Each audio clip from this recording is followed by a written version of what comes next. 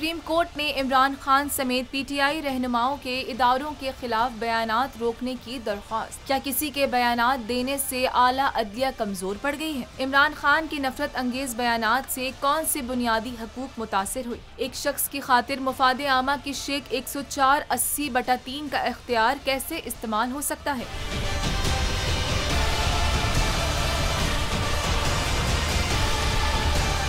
Supreme court ने इमरान खान के खिलाफ दरख्वास्त पर दरख्वास्त गुजार को अहम सवालात पर तैयारी की हिदायत कर दी। जस्टिस एजाजुल एहसन ने इस्तफसार किया कि सुप्रीम कोर्ट इस केस को क्यों सुने? क्या अब किसी शख्स के जज्बात मजरूह होने पर भी अदालत कार्रवाई करेगी? आपने बयानात की सीडी दी है, ट्रांसक्रिप्ट क्यों जमा नहीं कराया? बयानात की मीडिया पर रिपोर्टिंग हुई होगी, रिपोर्टिंग भी आजकल बस कुछ ही लोग ठीक कर रहे हैं। आगाह किया जाए कि इस तरह के मामलात में अदालत मुदाखलत क्यों करे? जस्टिस याया आफरीदी का कहना था, क्या किसी के बयानात देने से आला अदलिया कमजोर पड़ गई है? सुप्रीम कोर्ट के पास तौहीन अदालत की कार्रवाई का इख्तियार मौजूद है। अदालत को जब मुनासिब लगा तो खुद नोटिस देकर कार्रवाई कर लेगी। अदालत ने रिमार्क्स में मजीद कहा कि दरख्वास्त गुजार का काम आगाह करना था, आपने कर दिया, बात खत्म। मुनासिब होता अगर आप किसी और फोरम पर दादरसी के लिए जाते। जस्टिस एजाजुल एहसन ने कहा कि दरख्वास्त काबिल समाअत होने पर मुतमईन करें, फिर ही फरीकैन को नोटिस जारी करेंगे। अदालत ने मजीद समाअत सितंबर के पहले हफ्ते तक मुलतवी कर दी।